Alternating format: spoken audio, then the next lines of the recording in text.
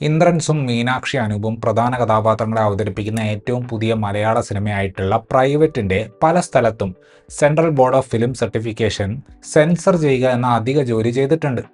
Ram Rajya, RSS മുതലായ വാക്കുകളെ അവർ mute ചെയ്തിട്ടുണ്ട്. ഈ സിനിമയുടെ അണിയറ പ്രവർത്തകർ ഇത്തരത്തിലുള്ള ആവിഷ്കാര സ്വാതന്ത്ര്യത്തിലേക്കുള്ള കടന്നുകയറ്റത്തെ കാര്യമായി ചോദ്യം ചെയ്യാതിരിക്കാനുള്ള ഒരു കാരണം എനിക്ക് തോന്നുന്നത്, ഇത്തരത്തിൽ വാക്കുകളെ മ്യൂട്ട് ചെയ്തുകൊണ്ട് ഒരർത്ഥത്തിൽ CBFC ചെയ്തത് ഈ സിനിമ ഏത് വിഷയത്തെക്കുറിച്ചാണോ പറയാൻ ഉദ്ദേശിച്ചത് അതിന് കുറച്ചുകൂടെ പ്രാധാന്യം കൂട്ടിക്കൊടുക്കുകയാണ്. വലതുപക്ഷ രാഷ്ട്രീയം നാട്ടിലുണ്ടാക്കുന്ന പ്രശ്നങ്ങളെ ഒരു അഡ്വഞ്ചറസ് ത്രില്ലർ സ്വഭാവത്തിൽ അവതരിപ്പിക്കാൻ ശ്രമിക്കുന്ന ഒരു രാഷ്ട്രീയ സിനിമ തന്നെയാണ് പ്രൈവറ്റ്. ഇൻട്രസ്റ്റിംഗ് ആയിട്ടുള്ള ഒരു തീമാണെങ്കിലും സാമാന്യം ഓവർ എക്സ്പ്ലനേഷനുകളും കഥാപാത്ര നിർമ്മിതിയിലുള്ള ഇൻകൺസിസ്റ്റൻസികളും ഈ സിനിമയുടെ സാധ്യതകളെ ഒരല്പം കുറയ്ക്കുന്നുണ്ട്. മലപ്പുറംകാരിയായിട്ടുള്ള ആഷിത ബേഗം എന്ന പെൺകുട്ടിയാണ് നമ്മുടെ കേന്ദ്ര കഥാപാത്രം. പഠിക്കാൻ താല്പര്യമുള്ള ആഷിതയെ ഏത് വിധേനയും കെട്ടിച്ചു വിടണമെന്ന ചിന്തയിലാണ് അമ്മാവനുള്ളത്. അയാളുടെ മകനെ കൊണ്ട് അവളെ കെട്ടിക്കാനാണ് പുള്ളിയുടെ പ്ലാൻ. പക്ഷേ ആഷിത ആ കല്യാണത്തിന് ഒട്ടും തയ്യാറല്ല. വീട്ടിലുള്ളവർക്ക് തന്റെ ചിന്താഗതി മനസ്സിലാവില്ല എന്ന് ബോധ്യമായപ്പോൾ കർണാടകയിലുള്ള സ്വന്തം ചേച്ചിയെ കാണാൻ ആഷിത വീട്ടിൽ നിന്ന് മുങ്ങുകയാണ്. ആ ഒരു യാത്രയിൽ സംഭവിക്കുന്ന സംഭവബഹുലമായിട്ടുള്ള കാര്യങ്ങളാണ് നമ്മൾ ഈ സിനിമയിൽ കാണുന്നത്. റാഷണൽ ആയിട്ടുള്ള ശബ്ദങ്ങളെ ഇല്ലാതാക്കി കളയുന്ന വലതുപക്ഷ ഐഡിയോളജിക്കെതിരെ ഒരു പ്രതിരോധം എന്നത് തന്നെയാണ് ദീപക് ഡിയോൺ ഒരുക്കിയിട്ടുള്ള ഈ സിനിമയുടെ ആശയം. MM കൽബുർഗി, ഗോവിന്ദ് പൻസാരെ, ഗൗരി ലങ്കേഷ്, നരേന്ദ്ര ദബോൾക്കർ മുതലായ വലതുപക്ഷ അനുകൂലികൾ വധിച്ച ആളുകളെ ഈ സിനിമ സ്മരിക്കുന്നുണ്ട്. വിഷയം രാഷ്ട്രീയമാണെങ്കിലും സിനിമ അവതരിപ്പിക്കാൻ ദീപക് ഉപയോഗിക്കുന്നത് ഇത്തരം കാര്യങ്ങളിൽ അത്ര താല്പര്യമില്ലാത്ത ഒരു കഥാപാത്രത്തിന്റെ കണ്ണിലൂടെ കാര്യങ്ങൾ അവതരിപ്പിക്കുക എന്ന പരിപാടിയാണ്. എന്നാൽ ആ കഥാപാത്രം സ്വന്തം നിലപാടുകൾക്ക് വേണ്ടി ഉറച്ചു നിൽക്കാനും അവനവന്റെ റൈറ്റുകൾ എന്താണെന്നുള്ളത് ബോധ്യമുള്ളതുമായിട്ടുള്ള ഒരു വ്യക്തിയാണ്. ഫോണ് ചോദിക്കുന്ന പോലീസിനോട് നിങ്ങൾക്കത് നോക്കാൻ എന്താണ് അധികാരം എന്ന് തിരിച്ചു ചോദിക്കാൻ ആഷിതയ്ക്ക് മടിയില്ല.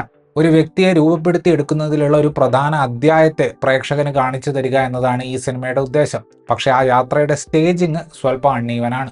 ഈ ആഷിത ബേഗം എന്ന കഥാപാത്രത്തിന്റെ ക്യാരക്ടർ ഡിസൈനാണ് ഒരുപക്ഷെ സിനിമയുടെ ഫ്ലോയെ ബാധിക്കുന്നത് എന്ന് പറയാം. സ്വന്തം സ്വപ്നങ്ങൾ പ്രൊട്ടക്ട് ചെയ്യാൻ വേണ്ടി സ്വന്തം അഭിപ്രായം എവിടെയും വിളിച്ചു പറയാൻ തൻ്റെ ഇടമുള്ള ആളായിട്ടാണ് ആഷിതയെ കാണിക്കുന്നത്. എന്നാൽ ഇതേ ആളെ തന്നെ ഒരു കല്യാണത്തിൽ നിന്ന് രക്ഷപ്പെടാൻ വേണ്ടി വേറൊരാളോട് തന്നെ കല്യാണം കഴിക്കുമോ എന്ന് ചോദിക്കുന്ന രീതിയിൽ സിനിമ കാണിക്കുന്നുണ്ട്. അതേപോലെ തന്നെ ഇന്ദ്രൻസ് അവതരിപ്പിക്കുന്ന ബാലൻ മാരാർ എന്ന കഥാപാത്രം ചില കാര്യങ്ങൾ പറയുമ്പോൾ അതിൻ്റെ ഉള്ളിൽ നിന്ന് ഇതൊരു പൊളിറ്റിക്കലി സെൻസിറ്റീവ് ആയിട്ടുള്ള വിഷയമാണെന്ന് മനസ്സിലാക്കാനുള്ള ബുദ്ധി ഈ പെൺകുട്ടിക്കുണ്ട്. പക്ഷേ ഇതേ ആൾ തന്നെ പറഞ്ഞാൽ മനസ്സിലാവാത്ത ഒരു ഇൻസെൻസിറ്റീവ് ആയിട്ടുള്ള ചെറിയ കുട്ടിയെ പോലെയും പെരുമാറും. കാര്യങ്ങൾ മനസ്സിലാക്കുന്ന ഒരു പക്വതയുള്ള പെൺകുട്ടി എന്ന നിലയിലും ക്യൂട്ട്നസ് വാരി വിതറുന്ന വെറുപ്പിക്കൽ കഥാപാത്രമായിട്ടും ആഷിത എന്ന ക്യാരക്ടർ ഇടയ്ക്കിടയ്ക്ക് മാറിക്കളിക്കുന്നുണ്ട്. ഈ ഒരു സംഗതി ഒരർത്ഥത്തിൽ സിനിമ പറയാൻ ശ്രമിക്കുന്ന രാഷ്ട്രീയത്തിൽ നിന്ന് പ്രേക്ഷകന്റെ ശ്രദ്ധ മാറ്റുന്നുണ്ട്. ഈ പടത്തിന്റെ ഏറ്റവും മികച്ച ഭാഗങ്ങൾ വരുന്നത് രണ്ടാം പകുതിയിൽ സിനിമ ഒരു റോഡ് മൂവി ആയി മാറുമ്പോഴാണ്. പ്രധാനപ്പെട്ട രണ്ട് കഥാപാത്രങ്ങളും ഫീൽ ചെയ്യുന്ന ടെൻഷൻ പല സ്ഥലത്തും പ്രേക്ഷകരായ നമ്മൾക്കും അനുഭവിക്കാൻ പറ്റും. ആഷിത എന്ന കഥാപാത്രത്തെ അവതരിപ്പിച്ചിട്ടുള്ളത് മീനാക്ഷി അനൂപാണ്. ഈ ഒരു ക്യാരക്ടർ വളരെ കൂളായിട്ട് റിയാക്ട് ചെയ്യുന്ന പല സീനുകളിലും മീനാക്ഷിക്ക് അത് അനായാസം ക്രാക്ക് ചെയ്യാൻ പറ്റുന്നുണ്ട്. നാടകീയത കുറഞ്ഞ രീതിയിൽ ക്യാരക്ടറിനെ ദീപക് ഒരുപക്ഷെ ഡിസൈൻ ചെയ്തിരുന്നെങ്കിൽ സിനിമ ഒരുപക്ഷെ കുറച്ചുകൂടെ ഇന്റൻസ് ആയി തോന്നുമായിരുന്നു. ഈ പ്രധാനപ്പെട്ട രണ്ട് കഥാപാത്രങ്ങൾക്കും വേണ്ടി നമ്മൾ റൂട്ട് ചെയ്യുന്നതിനുള്ള ഒരു പ്രധാന കാരണം ഈ യാത്രയ്ക്ക് മുന്നേ ഇവർ തമ്മിലുള്ള അനായാസമായിട്ടുള്ള സംസാര രീതിയാണ്. സ്വീറ്റുമാണ്, സീരിയസുമാണ് എന്ന തരത്തിലുള്ള കഥാപാത്രങ്ങളെയാണ് ഈ അടുത്ത കാലത്തായിട്ട് ഇന്ദ്രൻസ് മിക്കവാറും സിനിമകളിൽ ചെയ്യുന്നത്. ആ കൂട്ടത്തിൽ തന്നെ പെടുന്ന ഒന്നാണ് ഈ സിനിമയിലെ ബാലൻ മാരാർ. ആ ക്യാരക്ടറിന്റെ മൂഡ് സ്വിങ്ങുകൾ വളരെ വിശ്വസനീയമായിട്ട് സ്ക്രീനിൽ അവതരിപ്പിക്കാൻ അദ്ദേഹത്തിന് സാധിക്കുന്നുണ്ട്.